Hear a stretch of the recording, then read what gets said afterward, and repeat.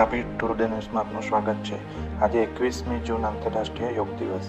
વિશ્વ આજે 12મા આંતરરાષ્ટ્રીય યોગ દિવસ મનાવી રહ્યું છે, ત્યારે તાપી જિલ્લામાં વ્યારા દક્ષિણાપથના મેદાનમાં રાજ્ય કક્ષાના મંત્રી શ્રી ડૉક્ટર જયરામ ગામિતની પ્રેરક ઉપસ્થિતિમાં તાપી જિલ્લો બન્યો યોગમય। સ્વસ્થ જીવન માટે યોગ થીમ હેઠળ 12મા આંતરરાષ્ટ્રીય યોગ દિવસે રાજ્યમંત્રી ડૉક્ટર જયરામ ગામિતે કહ્યું કે ભારતે દુનિયાને આપેલું આ અમૂલ્ય નજરાણું આજે કરોડો લોકોના જીવનમાં સકારાત્મક પરિવર્તન લાવી રહ્યું છે। આજે સ્વસ્થ, તંદુરસ્ત અને તણાવમુક્ત જીવન જીવવા નિયમિત યોગ જરૂરી છે, તેને રોજિંદા જીવનનો હિસ્સો બનાવવા અનુરોધ કર્યો હતો। આ પ્રસંગે ઉપસ્થિત સૌ યોગ પ્રેમી બાળકો, મહિલાઓ, યુવાનો, નાગરિકોએ આંતરરાષ્ટ્રીય યોગ દિવસ નિમિત્તે મોટી સંખ્યામાં ઉપસ્થિત રહી ઉત્સાહભર ભાગ લીધો હતો।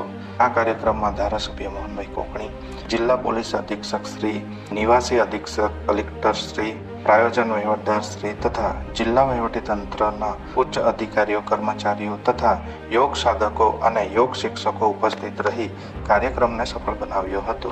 આજે 21 જૂન એટલે કે આંતરરાષ્ટ્રીય યોગ દિવસ। આ વખતે 12મા આંતરરાષ્ટ્રીય યોગ દિવસની નિમિત્તે ગુજરાતમાં પણ તાપી જિલ્લામાં અમારા જિલ્લા કક્ષાનો કાર્યક્રમ વ્યારા ખાતે કરવામાં આવ્યો અને આ કાર્યક્રમમાં સમગ્ર જિલ્લામાંથી ખૂબ જ મોટી સંખ્યામાં દરેક વિભાગના કર્મચારીઓ અને નાગરિકોએ ભાગ લીધો।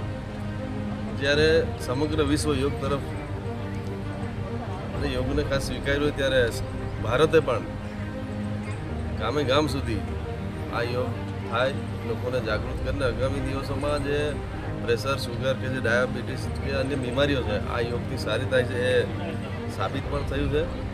અને જ્યારે વિકસિત ભારત થવાનું હોય ત્યારે સૌ પ્રથમ તો આપણે તંદુરસ્ત રહીએ।